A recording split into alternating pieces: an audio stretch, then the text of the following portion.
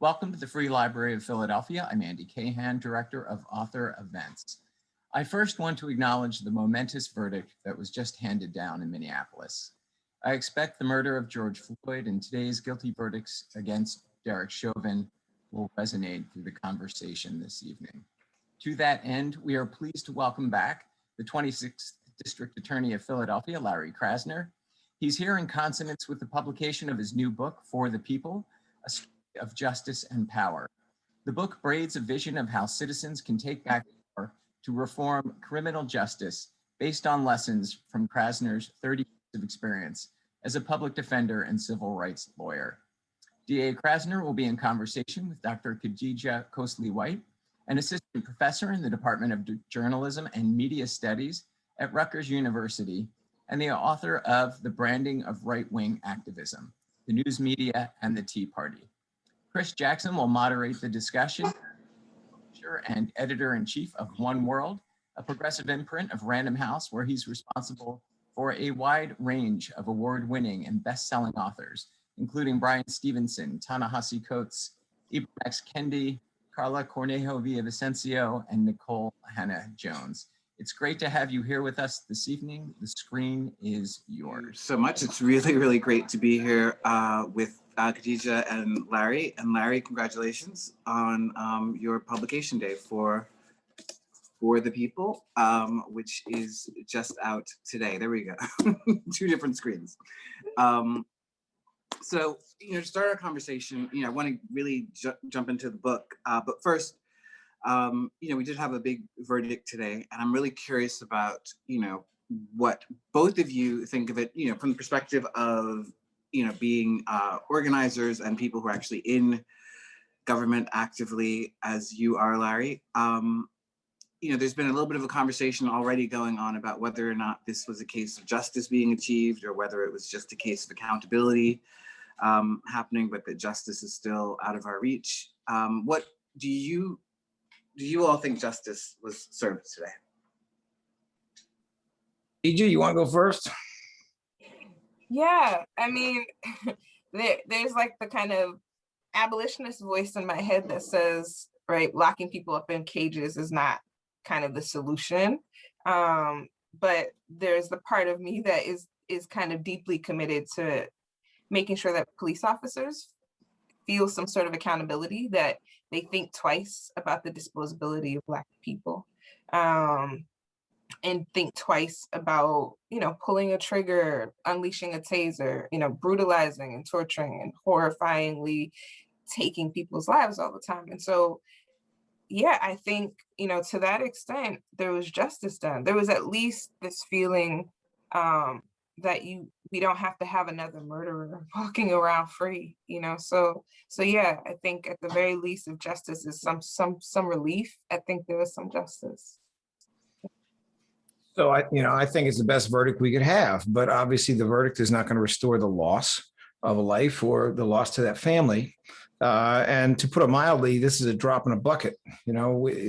But for the ubiquitous cell phone, things that have gone on forever would not have even been recorded here. And the strength of this case, above all else, was 9 minutes of agonizing video that conveyed something that's been going on for a very, very long time without any sort of accountability. So to the extent you can get any justice after a person is wrongfully murdered in a courtroom, we got some justice today. But it is, remote, unlikely, almost unheard of. And therefore, we have to view it for what it is. It is a small but important step in a much, much larger movement. Right. So do you think the difference today was, I think it's pretty obvious, was the footage rather than anything else? It was just a matter of having that footage that was seen all over the world that was turned the case. I think that was a very important part, but it is also true that in a pretty white town, and I know Minneapolis, I spent a summer there as a public defender and I have family out there, and in a pretty white town, they had a fairly diverse jury. That did not hurt, that's a factor. I think it was truly remarkable that the chief of police testified on behalf of the prosecution, and that you had people who were working for government, such as the EMT, who testified on behalf of the prosecution. That's very atypical. Usually what happens here is everybody in the police department lines up on the side of the defendant police officer.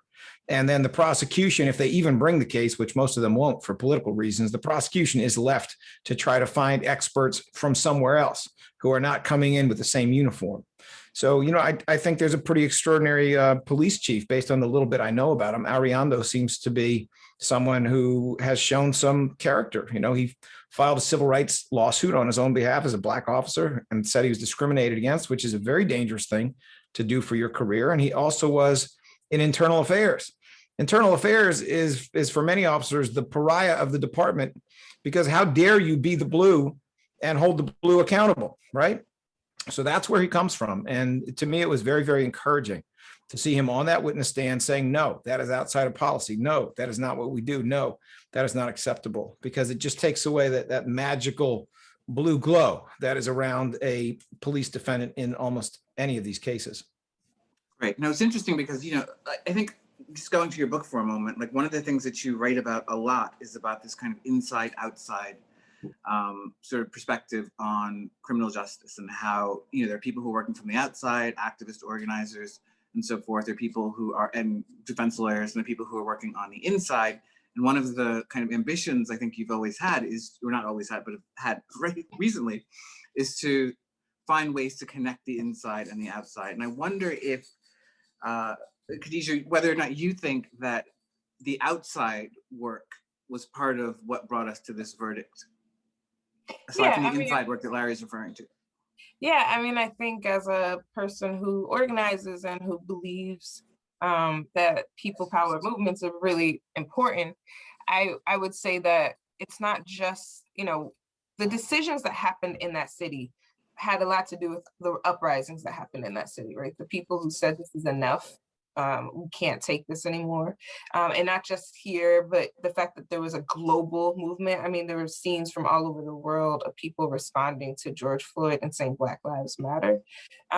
So I think, in that Black Lives Matter refrain, the women who started that phrase, they built that on top of all of the organizing that was happening around Trayvon Martin. When I was a kid, we were organizing around Amadou Diallo. And so, what we're talking about, years and years before my mother was in the North riots as a little kid, in the projects, listening to the world go on fire.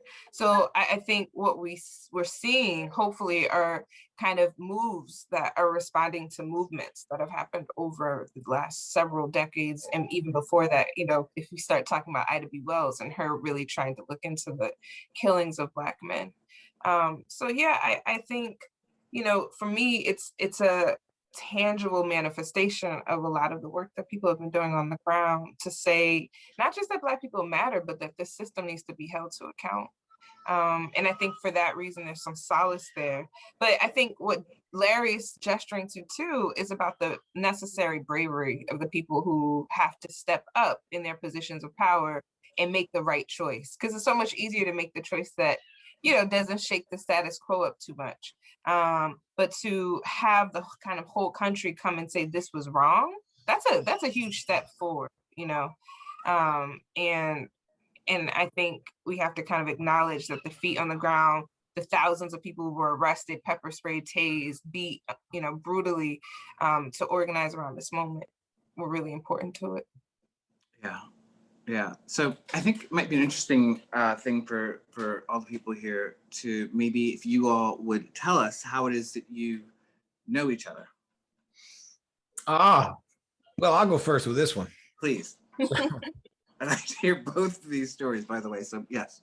All right. So I'll try to make sure that everything I say is accurate, because sometimes I get a point off. But Khadijah White is an activist. She was an activist. And there came a moment when I represented her, because for 25 years of my 30-year career as a criminal defense and civil rights lawyer, I had this hobby. And the hobby was that I would represent protesters who got arrested and charged with crimes. Now, some of you might think that, if you are a member of the clergy who's sitting in a gun shop singing hymns, then government's first reaction wouldn't be to lock you up, put you in cuffs, charge you with crimes, and try to put you in jail. But in Philly, it was, because that's what they think you do with really idealistic people who are trying to change the world nonviolently. And so they have done it time and time again. They did it during the Republican convention in Philly, all of which frankly had a lot to do with my getting elected. And they did it to Khadijah. Khadijah's situation was that she was about to win a very important award. The next day, she had family coming in from out of town. She was finishing off her PhD at the Annenberg School of Communications at the University of Pennsylvania. And she went to our wonderful Reading Terminal Market with her bicycle to load up some food and to bring it home for what should have been kind of a break in the PhD and a celebration the next day. And as she was pushing her bike along, she looked off towards our municipal services building, where at that time they still had the Frank Rizzo statue, gone now. Thank you. And when she looked over there, she saw some activists and organizers, good people she knew, who had gathered for a public hearing because the Pope was coming to town and the city was going to, quote, clean up, unquote, for the Pope, this famously anti-poverty Pope, and they were going to do it by pushing homeless people out of the way. So Khadijah, big-hearted, good person that she is, goes over there to try to provide a little solace and help because a lot of people are being made to wait outside in the cold for no good reason. She ends up speaking to police, and I actually think I should let Khadijah finish this story because she's the one who suffered the pain. Khadijah, would you like to finish the story? Sure, yeah. The worst part about the story is that I almost did not go, but a friend who was another activist had seen me at the market and left her flyers for the protest she went to hand out at the protest in my basket. And so I walked my bike, which I don't know if I've ever told you, Larry. You didn't even, you can include it in the book because I don't know if I told you. So I go over and I go, well, I know a lot of these people because a lot of us had protested before together. I'll just wait until they let them in the building. That was in my head, right? There's this giant building, a meeting is gonna start soon. I'll say hello and I'll wait until they let them in. And it started to become very apparent that they were not gonna let people in. They kept them outside for literal hours. There was, older people, homeless people, senior citizens. One who was, an older man with a cane who was standing outside trying to wait his turn to go in the building. And as we stood there, and the temperatures are going down. It's getting really cold. And you have to just stand outside the building. Inside was tons of waiting space, right? So we're waiting outside of a building with a waiting area that could accommodate like 100 people at least. And they're forcing all these people to stand on outside as the cops kind of file in to get warm. So the police line comes, they lock onto my bike because they start advancing towards the crowd, but nobody's explaining how you get into this building, when you're going to be able to come out. And so I was trying to ask, because I was like, I'm not going to this meeting. I should help, convey to people, oh, this is what the cops are saying. They're going to let people in at a certain time. But police officers do not like questions very much. So as they pushed their police line forward, the bikes locked onto mine, and they started kicking my bike and telling me to move. At which point a police officer came, threw my bike down the stairs with everything, my ID, my food, and then a bunch of cops grabbed me and started pulling me over the handlebars. One started breaking my finger, so I started screaming, they're breaking my finger, and I was arrested. I might have mentioned as I was getting arrested that I had an award I was supposed to go to tomorrow. So I was in a cell, very depressed with a broken finger, as my friends on the outside rushed to make sure that I had a lawyer, and that lawyer ended up being Larry, who at that point was kind of the Occupy/activist lawyer that most of us knew, but that I was just getting to know. So yeah. And like the library, I was free. Yeah, and I saw your face. I had a hearing, and I saw I had a lawyer. I didn't know what was going on, because when you're in those cells, you don't have a place to sit. You don't really have a place to stand. You don't know, they specifically take time clocks out of the cells and out of the walls. So people are constantly asking, what time is it? And you don't realize how much that throws you off until you're kind of locked in a basic dungeon. And so I saw Larry, and it was like, I might get out of here. And and so that was my introduction to Larry.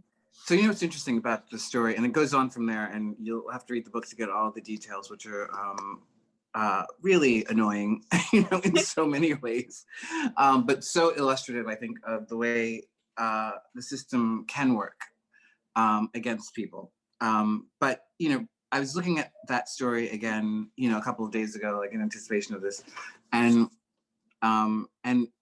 what was interesting is that obviously at a very different scale, but was the way in which certain of the practices that happened in that episode were not dissimilar from what we were seeing, you know, during this trial of Chauvin, because so much of it was about a cover-up or an attempt to cover up and an attempt to justify, and that it was video that allowed the truth to come out.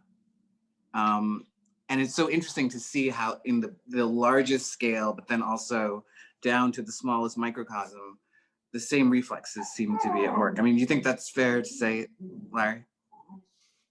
Yes, I do. You know, I think that there are a couple things that have been trained into or built into our police culture. They come from historical roots that I think we all know.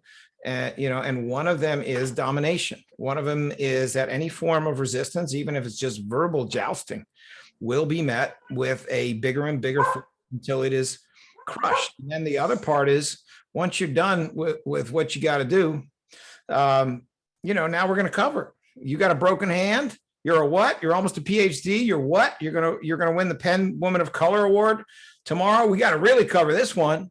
So we got to really come at this one. What? There's a video that shows that Khadijah never pushed anybody, and we wrote paperwork saying she did.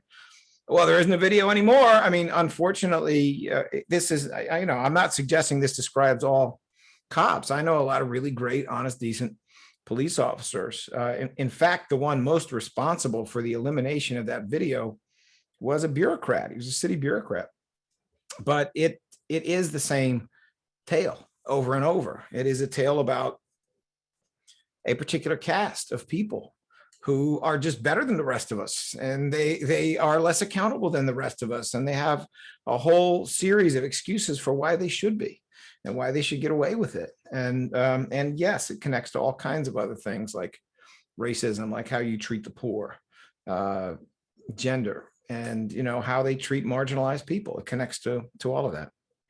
Yeah, and who's considered disposable in our society, right? I mean, if you think about the function of the police, at least from my perspective, you know, it's to preserve and protect property, but not like everyone's property, right? Like not like my property necessarily, but like kind of the way that business gets run and making sure that business as usual gets to run as usual. And so I think in part the kind of the disgust with protesters is that they disrupt, right? Like their whole purpose is to challenge the status quo and say that we cannot continue business as usual when we have something like this going on.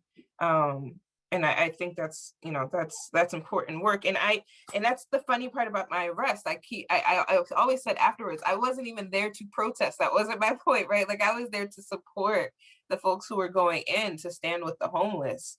But even the function of me asking questions to the police became a protest in and of itself. Chris? Oh, you're muted, Chris. You're Chris. Sorry, my dog is barking. Larry, it's an interesting story that you tell in the book about how it is that you, and it's interesting just hearing you talking about this now, you know, that you were someone who was heavily involved in being not just a defense lawyer, but working with activist groups, working with people who didn't have resources.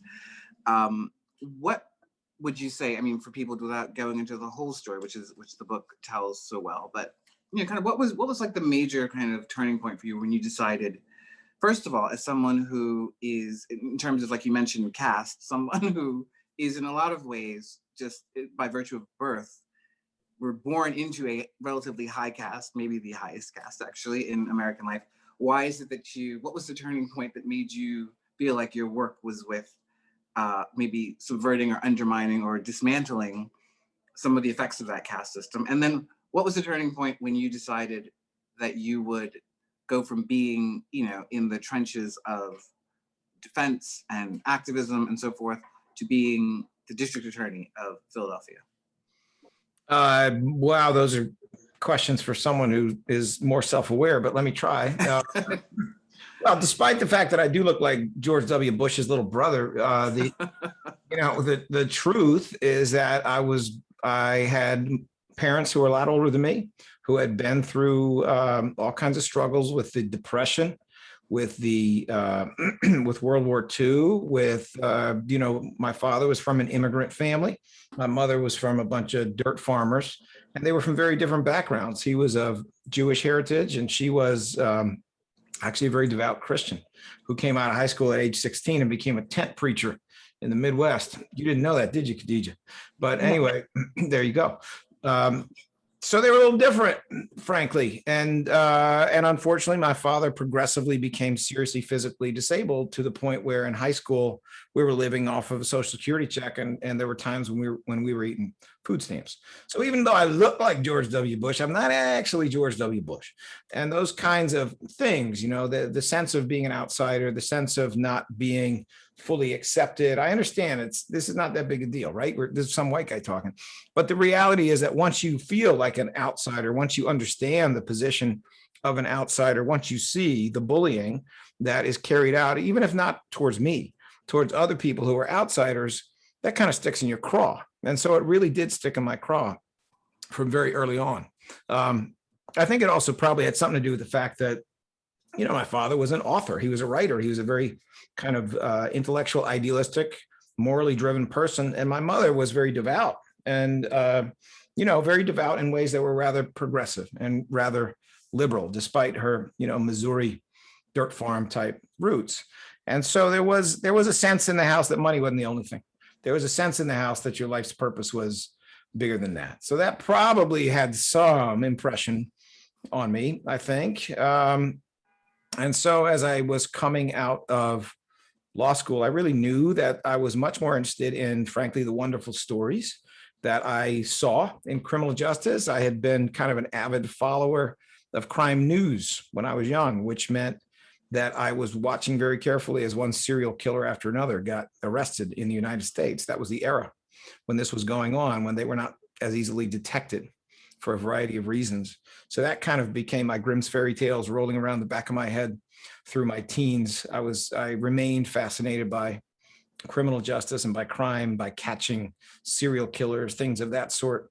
And then, I also got picked to be on a death penalty jury right out of college, right when I was trying to figure out what I was going to do. Was I going to go to law school?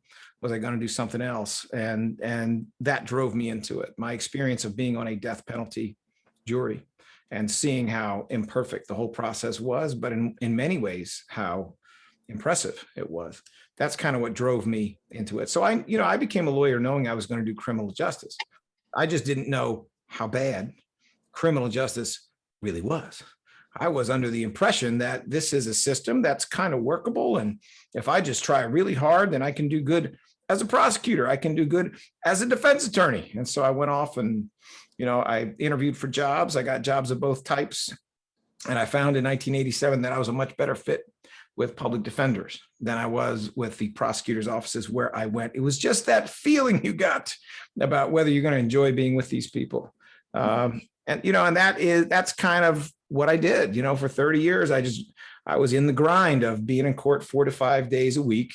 I went from being a public defender to doing private work so I could be a civil rights plaintiff's lawyer. I could help people who had been discriminated against, or more likely, people who had been framed by cops or beaten up by cops, because there was no accountability for police in Philadelphia during almost all of my career. There was none coming from the prosecutor's office. They were in bed and they were covering it up during that period of time. So in a way, I was a prosecutor of a very small number of police. It's just that my only toolbox was to use civil law to try to do something about that.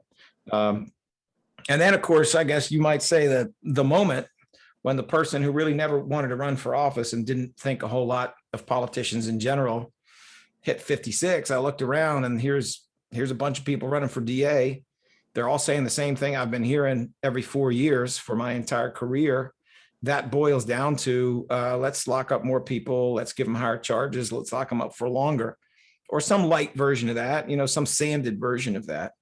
And I couldn't take it. I was just at the point where I felt like I'd done a lot of good for individuals. I've gotten a lot of justice for individuals by working really hard, but the system just got more and more congested. We had more and more people who were in jail. We had mass incarceration. We had mass supervision. We had some judges who, to be honest, you walk into a courtroom, you would like to think that the most dangerous, worst person in the courtroom is the defendant, but that's not what I saw. There were some judges who were far more dangerous, far more criminal, in my view, than the defendant, because these were people who literally would take somebody who deserved, let's just say, a year in jail, and if that person had the audacity to try his or her case, it would be 10. It would be a 9-year tax, 10 times as much time just for trying your case, which is your sacred constitutional right. To me, that's nothing but a kidnapper in a robe, right?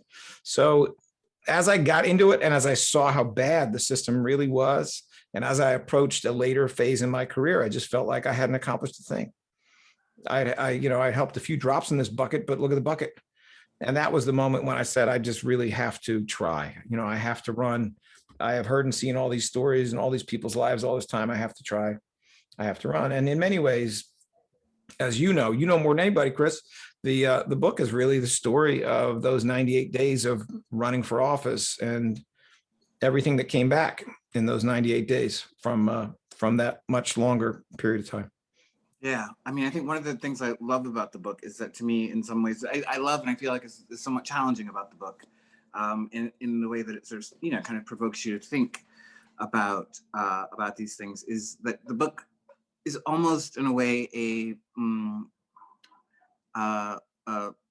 tribute, maybe, to the potential of democracy, but also, I think you give a pretty good hearing to people who feel like that's not, that there's something naive about thinking that you can, through the system, reform the system. So one of the things that I find really inspiring about the book is that you went, in your campaign, you told people exactly what you wanted to do. What you wanted to do was not lock more people up, it was actually to reverse some of the effects of mass incarceration and to, reverse some of the effects of overfunding of, prisons and police, so that the rest of the city could be properly funded, and reverse the effects of racial bias in the system. And you told people that, and they actually responded in the way that you kind of, like, there's this dream that if you just tell people, like, this is the world we want, they'll vote for it, and in fact, that sort of happened for you. And I think, one of the questions I have about what the experience you've had, because the book really does take us through that really amazing process. It's such an inspiring story about how you touch each one of these kind of communities and are, both, are able to kind of give your piece, but also are changed by that interaction yourself. And my question is, you end the book feeling kind of inspired about the possibilities of democracy. Now, having gone through a term, do you feel like you were correct in your sense of what was possible? Were you naive about what's possible from within the system?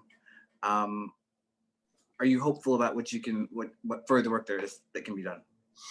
Yes, and yes. I think the big picture really is this. The big picture really is that the reason we went from 0 progressive prosecutors to having progressive prosecutors elected by 10% of the United States, which is where we are right now, and often in the biggest jurisdictions that are the biggest drivers of mass incarceration, is that there's absolutely no question this is what people want. It is the natural consequence of the horror of mass incarceration and the United States, the supposed land of freedom, becoming the most incarcerated country in the world. That mass incarceration has so devastated this country in so many different ways. It has indirectly affected basically every single one of us in one way or another.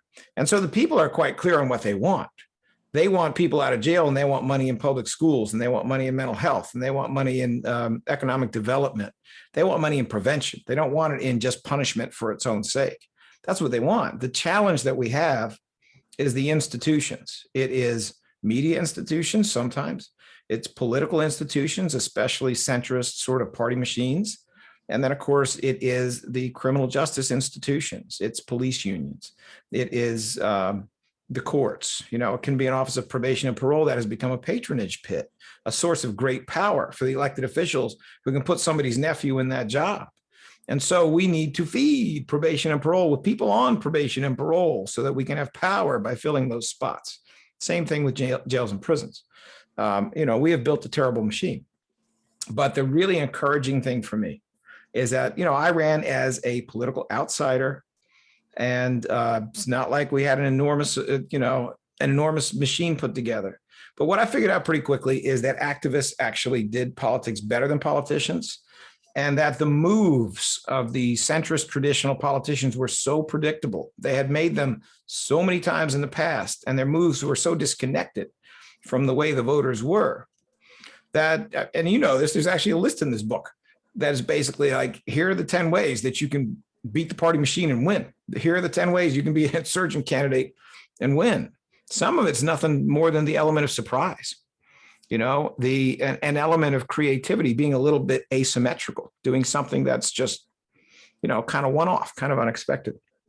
So I'm very optimistic about the potential for people who don't know they should run to figure out they should run, or to have someone persuade them they should run. Khadijah, you are listening to me, right?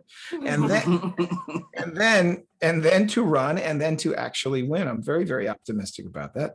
I think part of the character of our millennial crew, part of their values, lines up very nicely with all of this. And I think that the same is absolutely true when it comes to progressive prosecutors. Our next move, of course, is to have progressive judges. It's to know about the judges we're electing rather than just shrug and throw the lever. It's to know about them, to have data on them, to know about their lives, to watch the ones on the bench and see how they behave during a term, to see if they deserve another term. That's one of our next moves. And then to hold our mayors accountable for our police commissioners, and to hold our police commissioners through our mayors accountable for what's going on with those police unions. When we start to do that, and we get a couple of the players in criminal justice to be progressive and hold hands, we could see sweeping change, and very, very quickly. Can I know this is your job, Chris, you're asking questions. Please.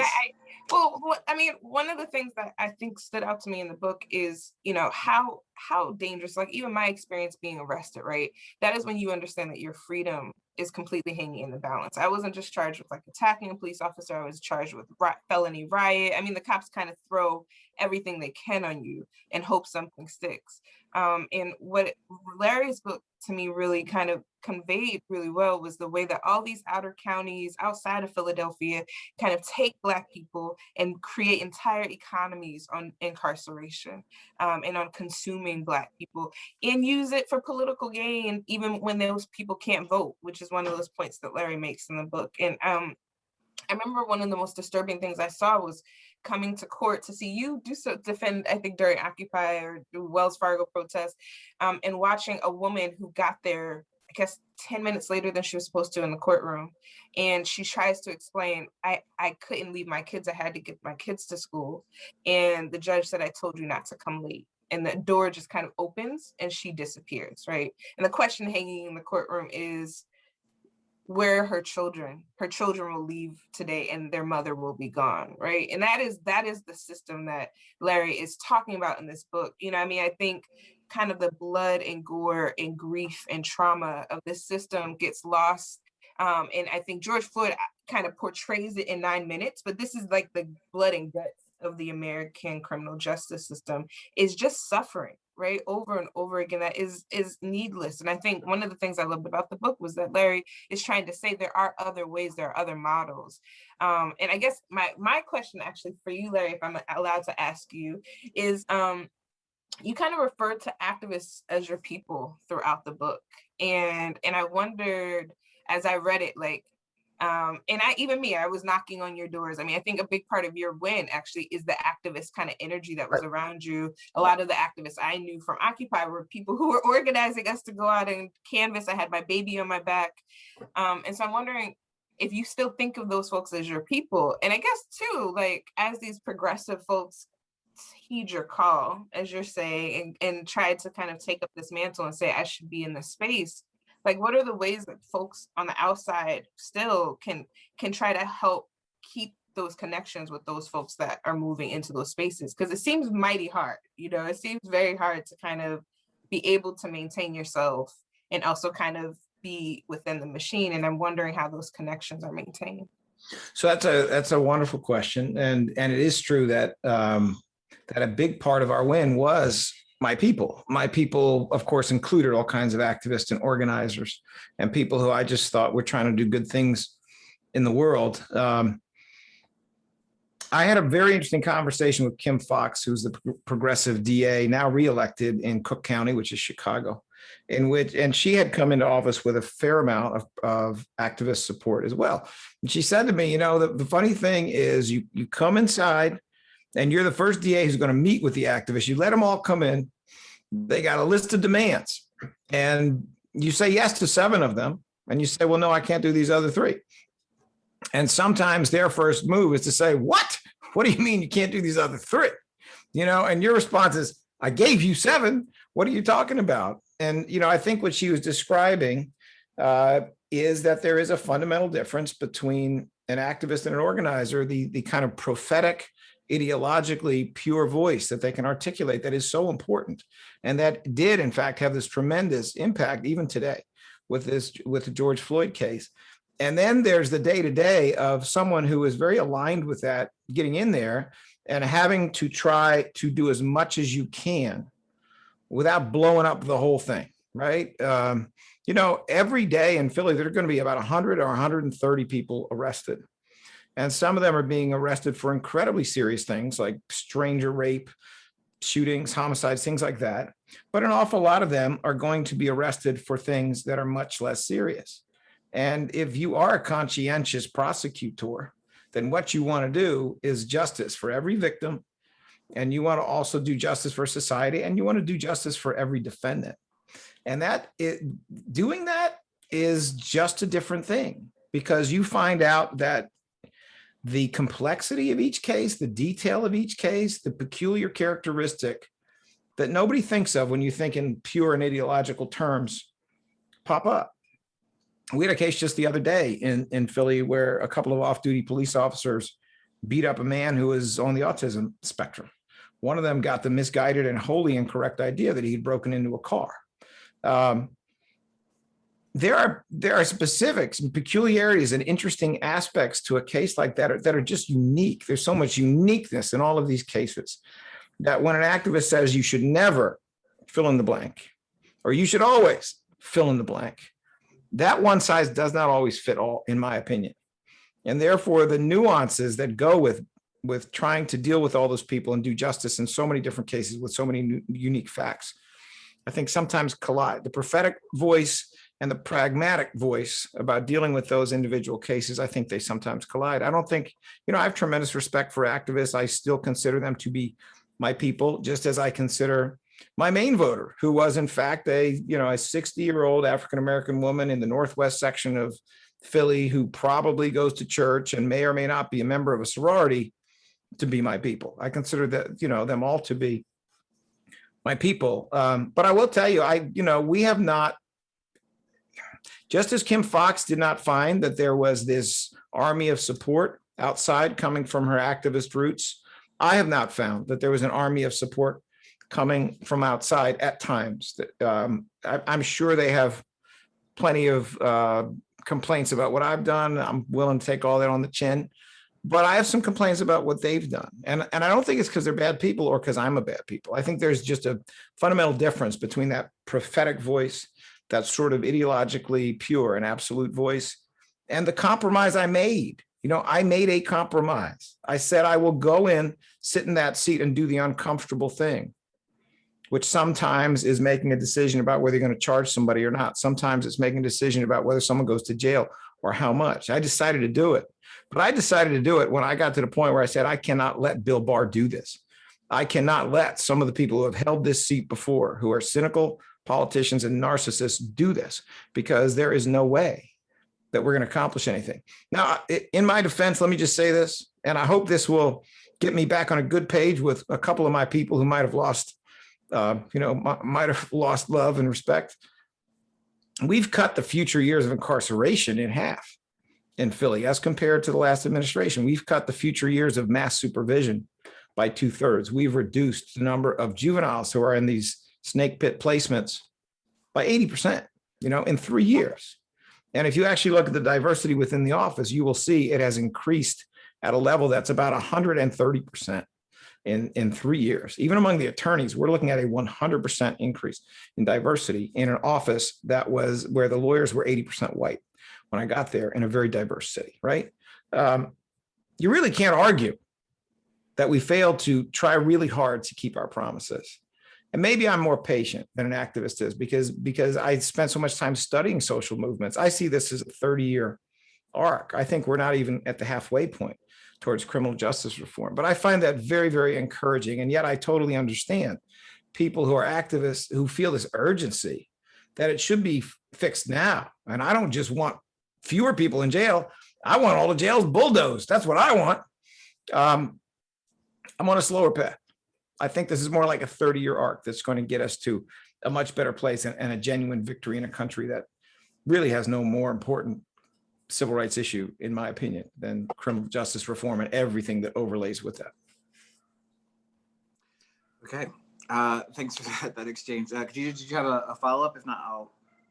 Okay, I'm sorry. No, I think it's just interesting. It's interesting to think about how to keep those lines open, because I think what's fascinating about progressive politicians is that they come out of a place where they actually feel really connected to those people. And I think that, it's hard to kind of shift out of that space because you have to necessarily lose some of that connection. And so I always wonder how you keep the lines of communication open when necessarily there becomes a tension when you become part of the machine that they're fighting.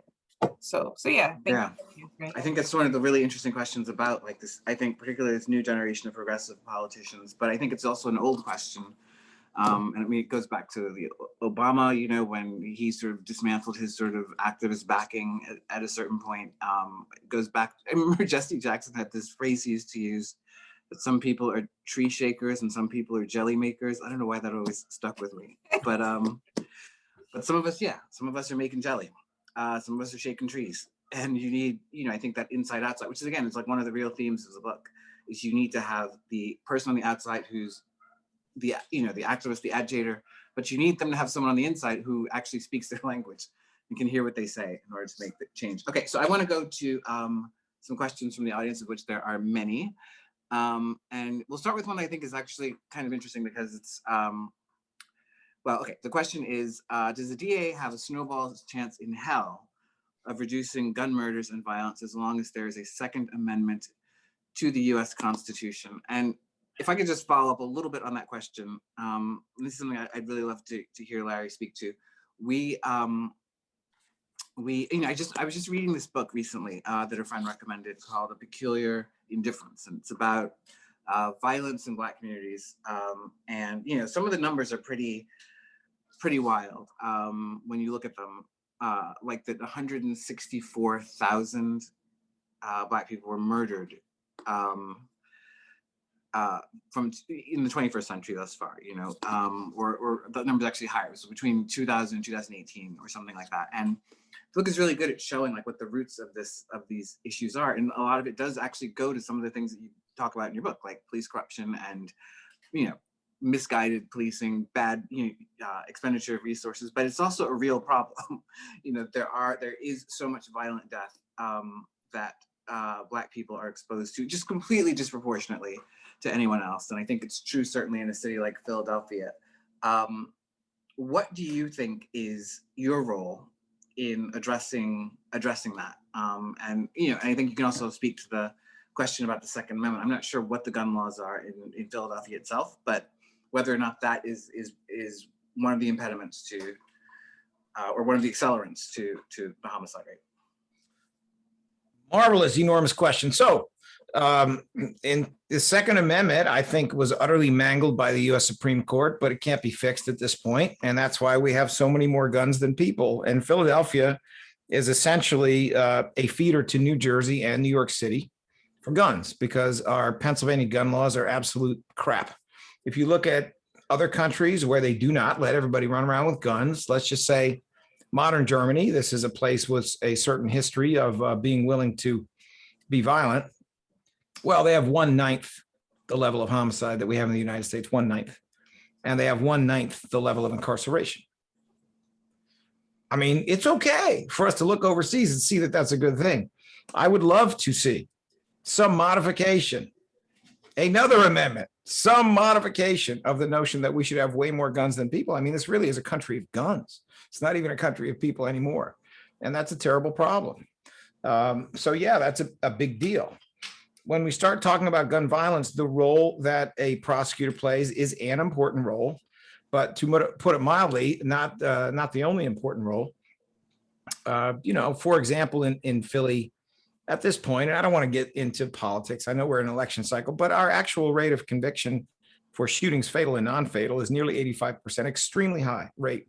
In that sense, we are doing the work. We have been involved in multiple different programs with the Philadelphia police. I spent a lot of my time yelling and screaming for better forensics so that there could be certainty and solid cases. So we make sure we don't put innocent people in jail, and we make sure that we have a better solve rate than we have right now in Philly. I mean, there is a reason there are a lot of Black mothers who are crying. And one of those reasons is that for every 10 fatal shootings, you're going to solve, right now, it's about 30–40%, generally speaking. Less than half. Every now and then it's over half. And if you're just talking about shootings, which can include incredibly devastating shootings, paralysis shootings, things like that, the rate of solving in good times is only 2 out of 10. So yeah, there's a lot of really broken moms. In fact, I saw one tonight whose sons have been killed. I saw a woman tonight who's had 2 of her sons killed and had a parent killed in gun homicides. It's a big deal. There is the perception, and I think it is accurate within the Black and brown community, especially the Black community, that police are less driven to solve those cases because of the finances around the victims and because of race. I'm not saying it's plotted, but it sure seems to work out that way, that we don't have a robust rate of solving cases in poor neighborhoods and cases that involve Black victims in general. You know, those are terrible and devastating things. What can a prosecutor do? You can do the traditional stuff. I'm going to holler for the death penalty. I'm going to say lock up everybody, but none of that ever did any good. Or you could actually, you know, be honest with people, which makes them incredibly uncomfortable. And you could say, you know, the problem here is called prevention. The main problem is prevention. Instead of having 35 kids in a public school classroom, why don't we have 20? You know, instead of getting rid of the school nurse and getting rid of the arts programs and getting rid of the school counselor in public schools, all kinds of stuff that I had in public school, why don't we pay money and put them back? You know, why don't we do that? And why don't we rebuild our mental health system? And why don't we have treatment for trauma? Because so many people who are victimized or they're around gun violence, if they don't have that addressed, will pop up later as people who are shooting the gun or as people who are accused of shooting the gun. At any rate, you know, I mean, you have a choice. And in medicine, we made the choice. The choice was to try to go towards prevention. It wasn't to invest in an infinite number of lung surgeons. It was to talk people out of smoking tobacco and to tax and regulate tobacco in ways that made sense. It seems to have been a better path than what we're doing now. But we continue in criminal justice with this kind of unscientific, visceral approach. A lot of people in government, because it doesn't know how to deal with it, they just stand around in a circle. Everybody points at everybody else, says it's all your fault. Let me just say this. If you look at the pandemic right now, what you're seeing is actually an absolutely horrifying criminological experiment, because you are seeing in all the big cities a 40% rise in homicides last year. You're seeing more homicides last year than in any year in US history. And nationally, even if we include the cornfields, the rate of increase in homicide was 18%, which is huge.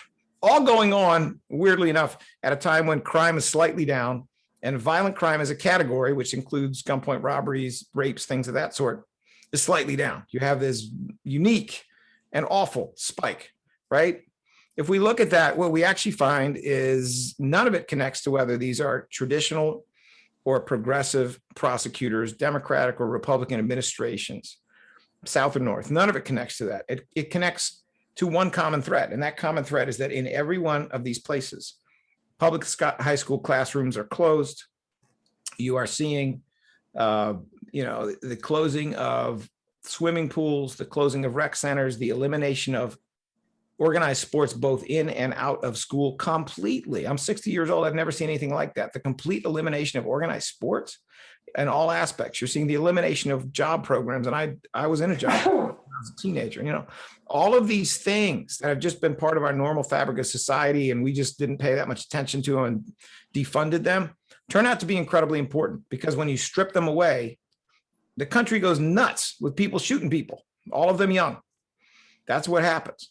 So to me, the result of this horrifying experiment is that we have to not only restore that funding as society opens up, but we have to double down on it. We should be putting a lot more money into it rather than what we have been doing, which is chipping away at it for quite some time. And then, of course, we have to look at cities where stuff has worked. This is not all within the DA's wheelhouse. This relies on big city budgets. So it means you got to have mayors working with you and city council people working with you and so on. But I would like to think right now, when everyone realizes what's going on, they will not go for the bait, which is this nonsense about put more people in jail and that'll fix it. Never fixed it before and it won't now. No, I mean, like, if I can add to your point, Yes. I think a big part of what's happened over the last year, a lot of people are at home. Domestic violence has gone up and skyrocketed through the roof, right? And so that's another kind of blind spot that we have in our society that we don't talk about. Even in the suburbs, when they say that it's peaceful, right? Everybody's ignoring all the domestic violence that is happening in your area, where people are getting called because somebody is hurting their partner. So, I think that's another piece of the kind of vision of like what's happening right now that people don't want to talk about. It's much easier to just say put more people in jail than to say, like, actually, we need to really talk about misogyny in our society and take it seriously as something that needs to be tackled and addressed. Yeah. One of the really creepy aspects of what you're talking about is that domestic violence, by many indications, is up, but reporting is down. And most of the experts I talk to say it's down because she can't report it, because she's stuck in the house. She can't leave. She can't get away from it to report it, which of course is an even more troubling combination.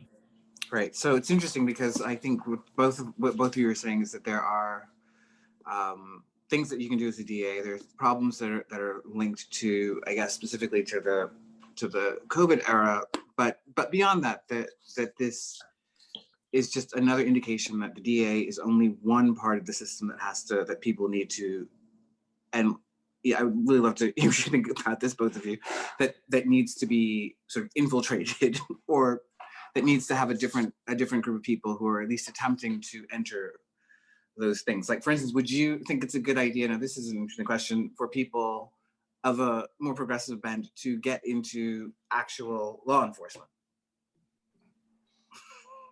Well, in my opinion, hell yes. Right. Yes. Wouldn't it have been nice if one of the officers standing there while Chauvin did what he did, knocked him off of George Floyd? Wouldn't that have been a nice thing? And there are good people everywhere. I know a lot of good cops. Some of these modern cops are quite different than the ones we think of from 20, 30 years ago. We need more really good, decent, thoughtful, compassionate, progressive people in these positions, not less. I understand that there are people who will disagree and will say that that's controversial, but I disagree. I'm just not with them. The way that a culture of cover-up persists is that everybody trusts everybody else to do bad things and lie about them. It only takes some of us to be willing to step up and get in there for that culture to disappear. Yeah, and I disagree with Larry, of course, because I will always think that I know a lot of people who are good to me when they're out of uniform. I'm not sure I know a lot of good cops. And I mean, and that, that's the question, right? For me, fundamentally, I think it's a flawed system that can't be that it's built too much into the system that it's in, that, policing Black bodies, racial profiling, targeting certain kinds of people in order to that a jury they think will convict even if they're not guilty, or who have dark skin. I mean, there's lots of things about lots of research on people with darker skin getting harsher penalties, right? So there's all this kind of deep investment. If you are a cop, your job is to arrest people or to solve crimes. It doesn't necessarily mean finding the people who are actually guilty. So I don't know if I wouldn't tell any of my kids to be cops, and I wouldn't believe in being cops. And I know, another activist might even say, like, being a better Nazi still makes you a Nazi, right? I mean, when people throw that term around.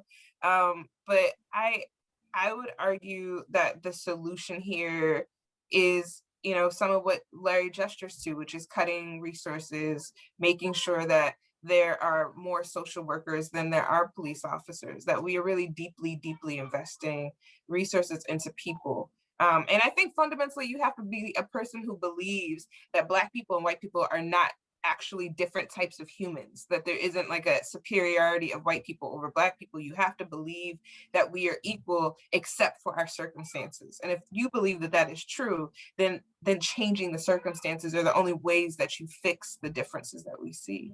But I also really love that Larry believes that the system can be reformed. And I think it's important to have somebody with that kind of hope, while you have a ton of people with the imagination of destroying the system as we know it, that are necessarily happening. Yeah, I think one of the really good parts of the book, one of the parts of the book I enjoyed the most, also enjoyed watching Larry continually kind of tease at it in revision, was his conversation with James Foreman at Yale Law School, where you really did have, I think, a good dramatization of this question. Is it possible to reform a system that was built a certain way? And I think it's one of the really sort of generous things in the book is that you do give so much time to that argument, even though ultimately you very strongly push in the other direction. But I think that's a good segue to maybe what could be our last question, since we're running out of time. A number of people asked about your relationship with the FOP. Why do they hate you? So this is one of my favorite questions. All right. So why does the following person hate me? And understand, we have 6,500 active police officers. They are required by law to be members of the FOP. The African American Officers Association endorsed me when I ran last time, and they are all members of the FOP because they are given no choice, right? So we need to distinguish between the leadership of the FOP, which has always been 100% white, 100% Republican, and the membership of the FOP, including its active police officers, who often feel quite differently.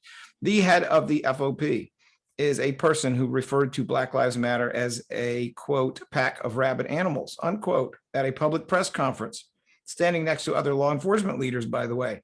He is a person who has defended the visible wearing of Nazi tattoos by a police officer in uniform. He is a person who is responsible for FOB headquarters, where the Proud Boys, before the insurrection, came to celebrate the wonderfulness of Mike Pence and all drank beers in the officers only section inside FOP Hall. He then lied and said he had not done it, but the Proud Boys were so proud, they actually put up on social media pictures of them doing it. Okay. This is an organization whose leader has twice endorsed Donald Trump in a city that hates Donald Trump, where 7 out of every 8 voters are Democrats, and where we have approximately a 37% white population, and Donald Trump was an explicitly, blatantly racist president. My dad fought in World War II. I ain't going to get along with somebody like that. I think it would be a moral failing if I got along with somebody like that. So I'm not going to get along with him, but I think we have in many ways very good relationships with the people who actually run the police department, and that's the commissioner. It's many of her deputy commissioners whose cell numbers I have, with whom I talk on a first name basis at times when nobody's looking to see if we're using rank, and we're getting a lot done. These are really two different worlds. The FOP is run overwhelmingly by its retired membership, and therefore it is the voice of the past. It is the voice of the Frank Rizzo era, or at least his shadow. But the police department itself is populated by people who often feel very differently, just as the Black Officers Association did last time when they picked who they wanted to be the DA. Okay, and so I think that actually is a good segue into the last question, which is, there's this great section in the book where you do talk about Frank Rizzo, and as you mentioned earlier, and the way in which Rizzo's presence still haunts the city in some ways. But of course, his statue was taken down last year, I believe. So his spirit may still haunt the city, but his corporal presence is no longer there, or his statutory presence is no longer there. But it does kind of point to this kind of tension between these two things, which are the past and a potential future. And do you think right now in Philadelphia, do you think right now, really across the country, in the work that's being done, thinking about the verdict today, thinking about the work that activists have been doing on the ground and what's been happening, as you said, 10% of DAs now are ones that you could characterize as progressive. Do you think that the kind of future is beating back this past? Do I think that? Yes. Yes, right now. I think that's exactly what's happening. The way it seems to me is I sit in that office, I look out the window and I see the people out there and they are with me, but there is this dirt. There is this dirt on the window, and that dirt is basically all the other institutions that haven't figured it out. The country is ready for change, and they are perfectly capable of electing long shot, unknown, never been a politician, never wanted to be candidates who will carry out this work, who are not driven by wanting to run for something else. They're perfectly capable of doing that. It is just the institutions that have not caught up. Now, I don't know what Khadijah thinks, because she and I sometimes disagree, but I'd love to hear what she thinks about this too.